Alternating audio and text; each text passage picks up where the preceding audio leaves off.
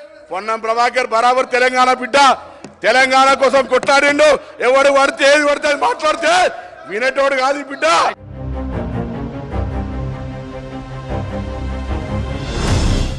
అట్టడుగు వర్గాలకు అండగా పొన్నం. పదవులొచ్చాయని పొంగిపోలేదు.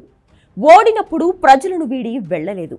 కష్టపడి పనిచేస్తే పదవులే వెతుక్కుంటూ వస్తాయని నమ్ముతారు. నియోజకవర్గంలో ప్రతి గ్రామంలో సొంత క్యాడర్.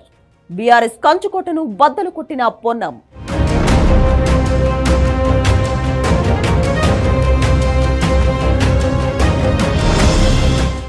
తెలంగాణ కోసం ఉద్యమించారు. సొంత పార్టీతోనే విభేదించారు. ప్రజల ఆకాంక్షలను అధిష్టానానికి వినిపించారు. కాదంటే పార్టీకి తీవ్ర నష్టమేనని హెచ్చరించారు. నిత్యం ప్రజల్లో ఉండే ఆ సీనియర్ నేత పదవుల కోసం పాకులాడలేదు. కష్టపడి పనిచేశారు. ఫలితాన్ని అధిష్టానానికి వదిలేశారు. అందుకే ఆయన్ను పదవులు వెతుక్కుంటూ వచ్చాయి. ఆయనే మంత్రి పొన్నం ప్రభాకర్.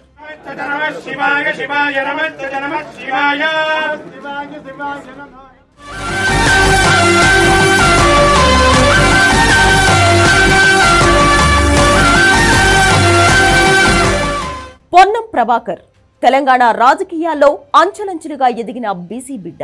విద్యార్థి నేతగా, ఎంపీగా, ఎమ్మెల్యేగా, మంత్రిగా రాణిస్తున్నారు. ఏ పదవిలో ఉన్నా నమ్మిన సిద్ధాంతాలను మర్చిపోలేదు. ఎత్తుకున్న జెండాను వదిలిపెట్టలేదు. ఎంత ఎత్తుకు ఎదిగినా ఒదిగి ఉంటారు మంత్రి పొన్నం ప్రభాకర్. ఎంపీగా పనిచేసినా, తాజాగా మంత్రి అయినా ఎన్నడూ అధికార దర్పం ప్రదర్శించలేదు. నలుగురిలో ఒకటిగా కలిసిపోతారు. ఏ చిన్న అవకాశం దొరికినా నియోజకవర్గ ప్రజలతో మమేకమయ్యేందుకు ఇష్టపడతారు. పేదల కష్ట సుఖాలను తెలుసుకుంటారు. ఏ సమయంలో అయినా ప్రజలకు అందుబాటులో ఉంటారు. సాయం కోరి వచ్చినా, కష్టాలు ఉన్నవారు ఆశ్రయించినా నేనున్నాను అంటూ భరోసా కల్పిస్తారు. అధికారిక కార్యక్రమాలు లేకపోతే ఎక్కువ సమయం హుస్నాబాద్ ప్రజలతో గడపడానికి మొగ్గు చూపుతారు. నియోజకవర్గంలోని ప్రజలు కూడా పొన్నంను సొంత సోదరుల్లా భావిస్తారు.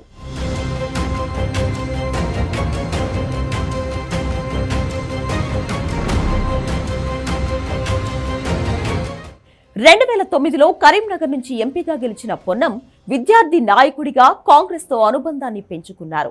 ఎన్ఎస్యుఐ జిల్లా అధ్యక్షుడి, రాష్ట్ర అధ్యక్షుడిగా పనిచేశారు. విద్యార్థి ఉద్యమాలతో కాంగ్రెస్ అగ్రనేతలకు దగ్గరయ్యాడు. ఎన్ఎస్యుఐ రాష్ట్ర అధ్యక్షుడిగా అప్పటి ప్రభుత్వాన్ని వ్యతిరేకంగా ఎన్నో ఉద్యమాలు చేశారు. పొన్నం నాయకత్వ లక్షణాలను గుర్తించిన మాజీ సీఎం దివంగత నేత వైఎస్ రాజశేఖర రెడ్డి 2009లో పిలిచి ఎంపీ టికెట్ ఇచ్చారు. వచ్చిన అవకాశాన్ని పొన్నం ప్రభాకర్ ఏమాత్రం వదులుకోలేదు. కరీంనగర్ పార్లమెంటు నియోజకవర్గం మొత్తం తిరిగారు. అన్ని గ్రామాల్లో తనకంటూ ప్రత్యేకంగా అనుచరులు తయారు చేసుకున్నారు. స్వరాష్ట్రం కోసం కాంగ్రెస్ నాయకత్వంతోనే విభేదించారు. తెలంగాణ కోసం ఢిల్లీలో పోరాటం చేశారు. పార్టీ ఎంపీలను ముందుండి నడిపించారు. ఎన్నో త్యాగాలు చేశారు. 2014లో తెలంగాణ రాష్ట్రం సిద్ధించింది.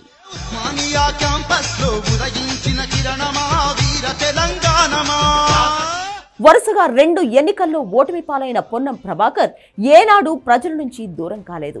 ప్రజల మధ్య గడిపారు. ప్రజలతోనే మమేకమై వారి కష్ట సుఖాల్లో పాలు పంచుకున్నారు. బీఆర్ఎస్ ప్రభుత్వ వైఫల్యాలను ఎప్పటికప్పుడు ఎత్తి చూపారు. 2023లో తొలిసారి అసెంబ్లీ ఎన్నికల్లో పోటీ చేశారు. హుస్నాబాద్ నుంచి స్థానంలో గెలుపొంది రేవంత్ రెడ్డి కేబినెట్లో రవాణా, బీసీ సంక్షేమ శాఖల బాధ్యతలు చేపట్టారు. మంత్రి అయ్యానని ఏనాడు తలకెక్కించుకోలేదు. ఎంపీ అయినా, మంత్రి అయినా అదంతా ప్రజల ఆశీర్వాదంతోనే సాధ్యమైందని వినమ్రంగా చెప్పుకుంటారు. పదవులు వచ్చాయని పొంగిపోలేదు. రాలేదని నిరుత్సాహపడలేదు. కష్టపడి పనిచేస్తే పదవులు వాటంతటవే వస్తాయని నమ్మే వ్యక్తి పొన్నం ప్రభాకర్.